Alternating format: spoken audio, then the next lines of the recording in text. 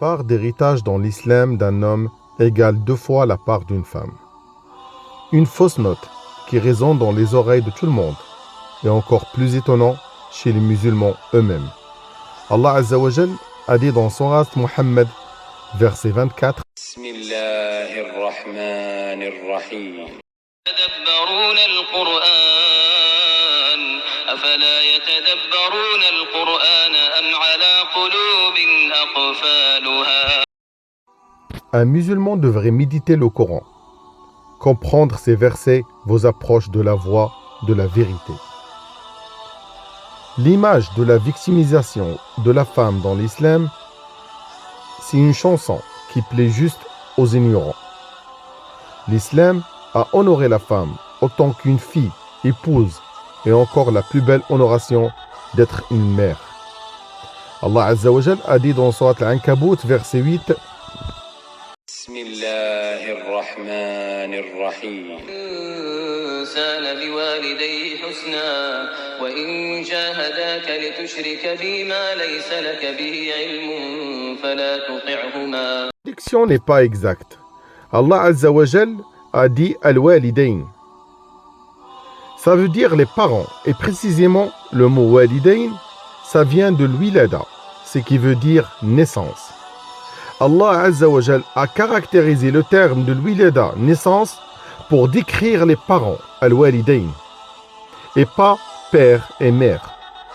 Donc Allah Azza wa Jal a honoré encore plus la femme que l'homme.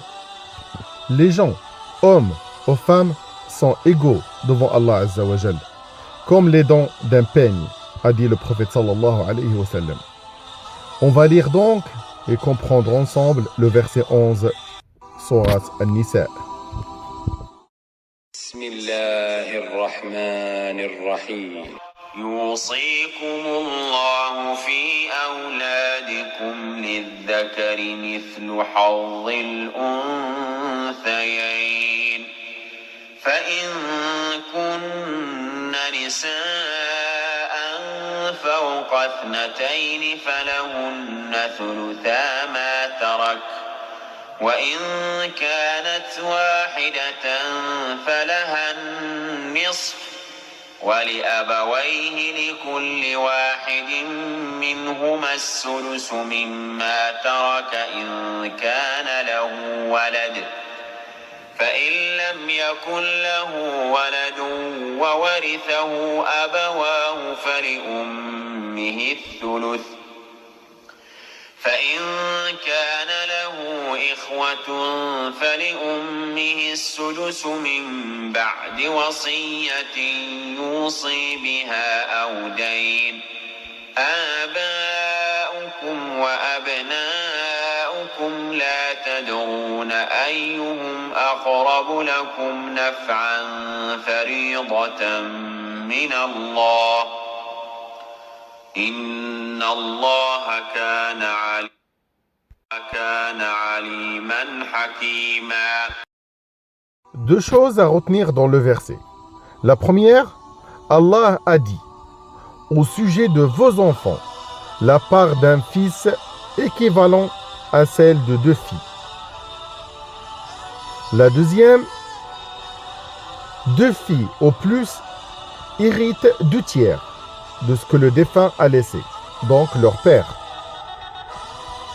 Et le père de défunt, donc le grand-père, hérite le 6e.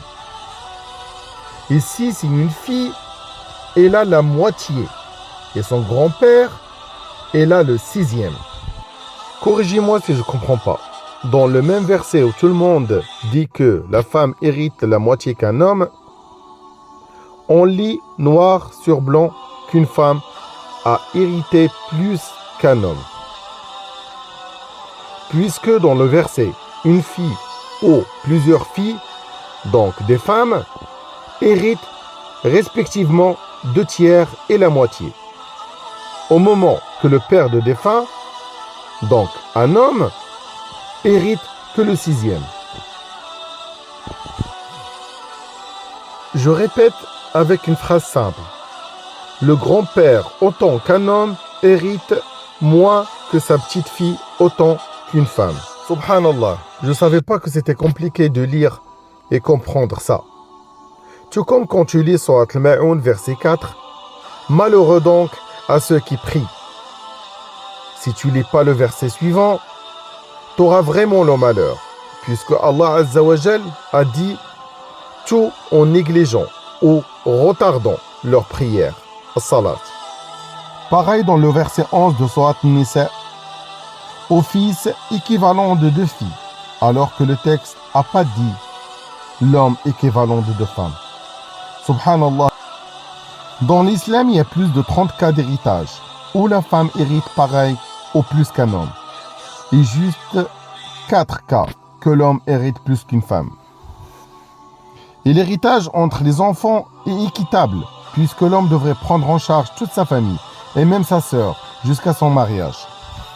La phrase toute faite, que personne ne fait ça, est vraie, mais la religion musulmane ne force personne à suivre ou pas suivre ses indications.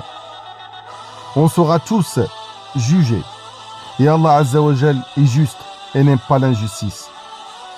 Même au niveau de croire ou pas croire, il nous a laissé le choix. Allah Azza wa Jal.